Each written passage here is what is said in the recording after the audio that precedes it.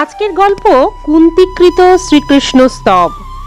ভগবান শ্রীকৃষ্ণ যখন দ্বারকায় প্রস্থান করতে উদ্যত হলেন, তখন ব্রহ্মাস্ত্র থেকে পরিত্রাত পঞ্চপুত্র ও দ্রৌপদীর সঙ্গে কুন্তি দেবী ভগবান শ্রীকৃষ্ণকে স্তব করলেন। কুন্তি দেবী বললেন, আপনি সমস্ত জীবের অন্তরে ও বাহিরে একভাবে অবস্থিত, কিন্তু ইন্দ্রিয় ও বুদ্ধির অগোচর। কারণ আপনি প্রকৃতির অতীত আদিপুরুষ পরমেশ্বর। আমি আপনাকে প্রণাম করছি। ইন্দ্রিয় দ্বারা যা কিছু বুঝতে পারা যায় তাও আপনি, এবং আপনি মায়ারূপ যবনিকা দিয়ে নিজেকে লুকিয়ে রাখেন। আমি অবোধ নারী, অবিনাশী পুরুষোত্তম, আপনাকে কি করে চিনতে পারি? আপনি শুদ্ধান্তকরণ, বিবেকী, জীবনমুক্ত পরমহংসদের হৃদয়ে আপনার প্রেমময়ী ভক্তি শিক্ষা দেবার জন্যই অবতীর্ণ হয়েছেন।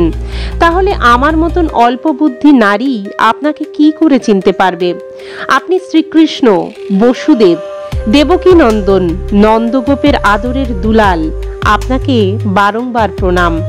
ব্রহ্মার উদ্গমস্থান কমল, যার নাভি হতে প্রকটিত, সুন্দর কমল মালাধারী, কমল নয়ন, কমল চিহ্নযুক্ত কমলচরণ, হে শ্রীকৃষ্ণ, সেই আপনাকে আমার বারংবার প্রণাম। হে ঋষিকেশ, আপনি যেভাবে দুষ্ট কংসের দ্বারা কারারুদ্ধা শোকাতুরা দেবকীকে রক্ষা করেছেন, সেই রকমই আমার পুত্রদের সাথে আমাকে বারবার বহু বিপদ থেকে রক্ষা করেছেন। আপনি আমার প্রভু, আপনি সর্বশক্তিমান। হে শ্রীকৃষ্ণ, বিষপ্রয়োগ, যতুগৃহের ভয়ঙ্কর আগুন, হিড়িম্বাদির রাক্ষসদের আক্রমণ, দুর্যোধনের দূতসভা, বনবাসের বিপদাপদ এবং নানান যুদ্ধে নানান মহারথীদের অস্ত্রশস্ত্র এবং সদ্য সদ্য এই অশ্বত্থামার ব্রহ্মাস্ত্র থেকেও আপনি আমাদের রক্ষা করেছেন। হে জগৎগুরু, আমাদের জীবনে পদে পদে বিপদ আসুক, কারণ বিপদের মাধ্যমেই নিশ্চিতভাবে আপনার দর্শন লাভ হয়, এবং আপনার দর্শন লাভ হলে আর জন্ম মৃত্যুর চক্রে পড়তে হয় না। উচ্চকুলে জন্ম, ঐশ্বর্য, বিদ্যা ও সৌভাগ্য, গর্বে গর্বিত পুরুষ তো আপনার নাম উচ্চারণও করতে পারে না, কারণ আপনি তো শুধু অকিঞ্চনদেরই দর্শন দান করেন। আপনি নির্ধনের পরম ধন, মায়ার প্রপঞ্চ আপনাকে স্পর্শও করতে পারে না। আপনি আত্মারাম, পরম শান্ত স্বরূপ। আপনি কৈবল্য ও মোক্ষের অধিপতি। আপনাকে বারংবার প্রণাম করি। আমি আপনাকে অনাদি, অনন্ত, সর্বব্যাপক, সর্বনিয়ন্তা, কালরূপ পরমেশ্বর বলে মনে করি। জগৎ সংসারের জীবগণ নিজেদের কর্ম অনুযায়ী পরস্পর বিরুদ্ধচারণ করে, কিন্তু আপনি সকলের মধ্যে সমভাবে বিরাজমান রয়েছেন। ভগবান, আপনি যখন মানুষের মতন লীলা করেন, তখন আপনার কি উদ্দেশ্য কেউ বোঝে না। আপনার প্রিয় বা অপ্রিয় কেউ নেই, তথাপি মহান্দ জীব আপনাকে পক্ষপাতদুষ্ট বলে মনে করে। আপনি বিশ্বাত্মা, বিশ্বরূপ। আপনি জন্মগ্রহণও করেন না, আপনি কোনো কর্ম করেন না, তবুও পশু পক্ষী, মানুষ, ঋষি, জলচরাদি রূপে আপনি স্বেচ্ছায় জন্মগ্রহণ করেন এবং সেই সেই যোনির অনুরূপ দিব্য কর্ম সম্পাদিত করেন। এই সব তো আপনার লীলা মাত্রই।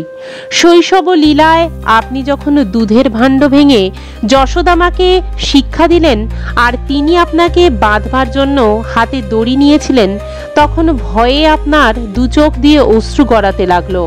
সেই অশ্রু কাজল ভিজিয়ে নয়ন যুগল ভয় ব্যাকুল করে দিয়েছিল, আর আপনি অধবদনে নত মস্তকে দাঁড়িয়েছিলেন। আপনার সেই অবস্থা লীলাচ্ছবি ধ্যান করে আমি মোহিত হয়ে যাই। যার নামে ভয়ও ভীত হয়ে পালায়, তার এ কি লীলা! অজন্মা হয়েও আপনি কেন জন্মগ্রহণ করেছেন তার কারণ ব্যাখ্যা করে কোনো কোনো মহাপুরুষ বলেন যে মলয় পর্বতের যশ বিস্তার করার জন্য যেমন সেখানে চন্দন গাছ জন্মায়, তেমনি আপনার প্রিয় ভক্ত পূর্ণ শ্লোক রাজা যদুর কীর্তি বিস্তারের জন্যই আপনি তার বংশে অবতীর্ণ হয়েছেন।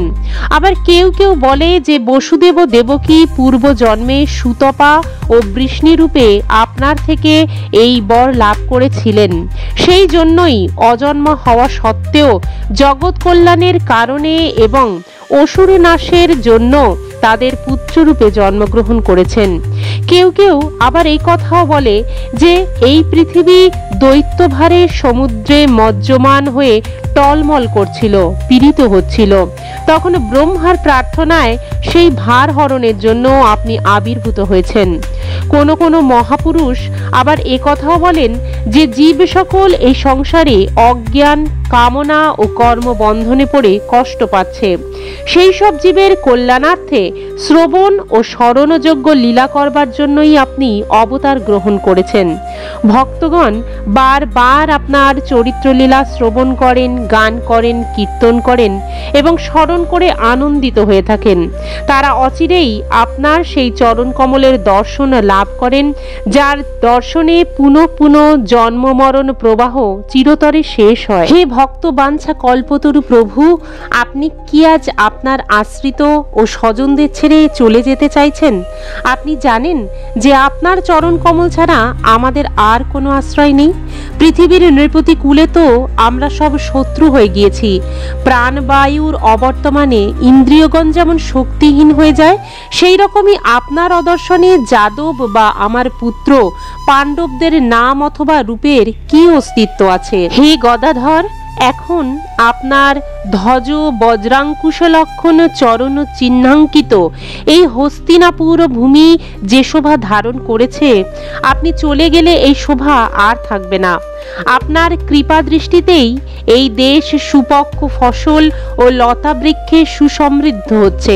এই বন, পর্বত, নদী এবং সমুদ্রও আপনার কৃপা দৃষ্টিতেই বৃদ্ধিপ্রাপ্ত হচ্ছে।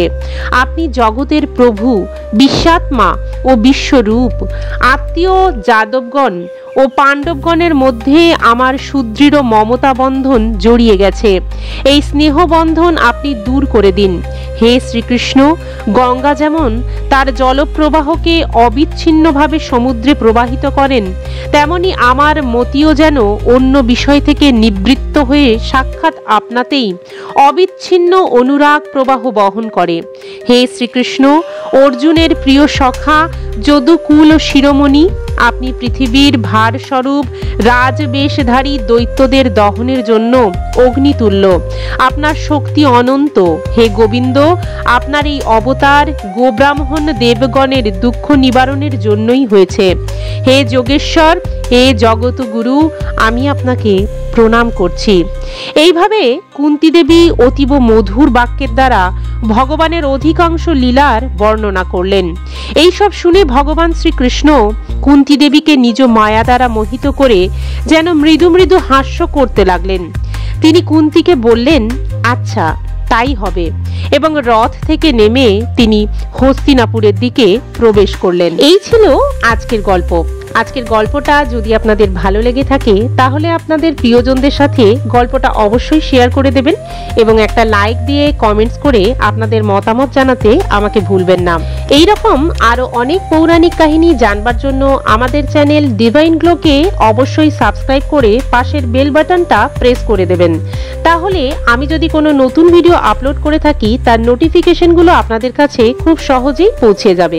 দেখা হচ্ছে আবার একটা নতুন গল্পের সাথে। ততক্ষণ সকলে ভালো থাকবেন, সুস্থ থাকবেন। ধন্যবাদ।